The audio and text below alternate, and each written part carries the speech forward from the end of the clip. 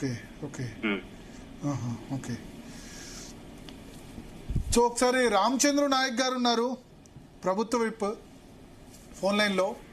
రామచంద్ర నాయక్ గారు నమస్కారం. భరత్ గారు నమస్కారం. సో ఏంది డోర్నకల్లో సిచ్యువేషన్ ఏంది,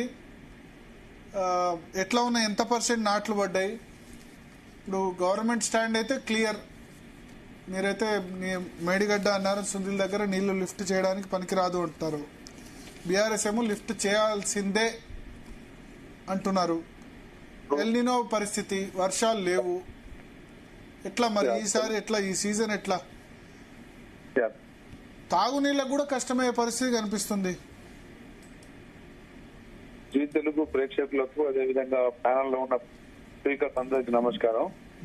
ముందుగా తెలంగాణ రాష్ట్రంలో అంటే ఒకటి వర్షాలు మరి అంటే విత్తనాలు వేసే క్రమంలో వర్షాలు కొంత శాతం పడ్డది, నార్లు పోసుకున్నారు. ఇంకా నాట్లు వేసే స్థాయికి ఇంకా మొత్తం తెలంగాణ ఇంకా సమాయత్తమైనట్టు కనబడట్లేదు. ఈ లోపు ఎల్నినో ఎఫెక్ట్ మరి ఉంటుందా మన ఏరియాకు, మన తెలంగాణ రాష్ట్రం ఎఫెక్ట్ లో మరి ఉండదా అనేది అది చెప్పలేని పరిస్థితిలో ఇప్పుడు వాతావరణ శాఖ వాళ్ళు ఉన్నారు. సరే ఏది ఏమైనా కానీ ఈసారి పంటలు వర్షాభావం మరి తగ్గట్టుగా మనం పంటలు వేసుకోవాలని వ్యవసాయ శాఖ వాళ్ళు సూచిస్తున్నారు.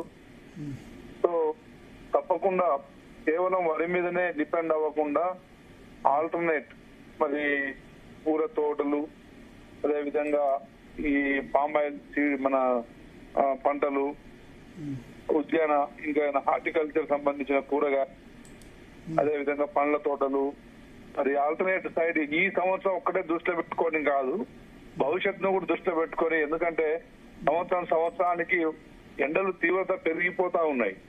ఈసారి మరి గత సంవత్సరం కంటే కూడా ఎండలు ఈసారి అది ఎక్కువ అంటే ఎండ వేడి గాల్పులు వడగాల్పులు చూసిన పరిస్థితి చూసినాం. కాబట్టి భవిష్యత్తును కూడా దృష్టిలో పెట్టుకొని రైతులు సమాయత్తం కావాలనేది మరి రాష్ట్ర ప్రభుత్వం యొక్క విన్నపం.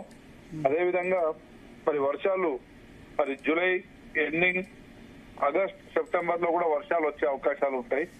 కాబట్టి తప్పకుండా మరి ఆ వనదేవుడు తెలంగాణ రాష్ట్రాన్ని మరి వరిస్తారని చెప్పేసి మనం ఆశిద్దాం.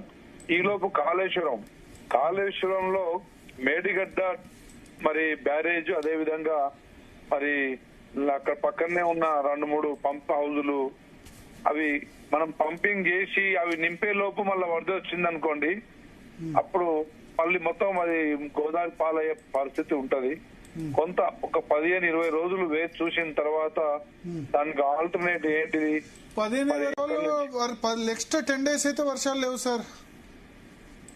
అదే సార్, అంటే మనకు ఆగస్టు వర్షాలు జీరో, చినుకులు కూడా మరి పరిస్థితి లేదు, ఎందుకంటే బ్రేక్ మాన్సూన్ వచ్చింది.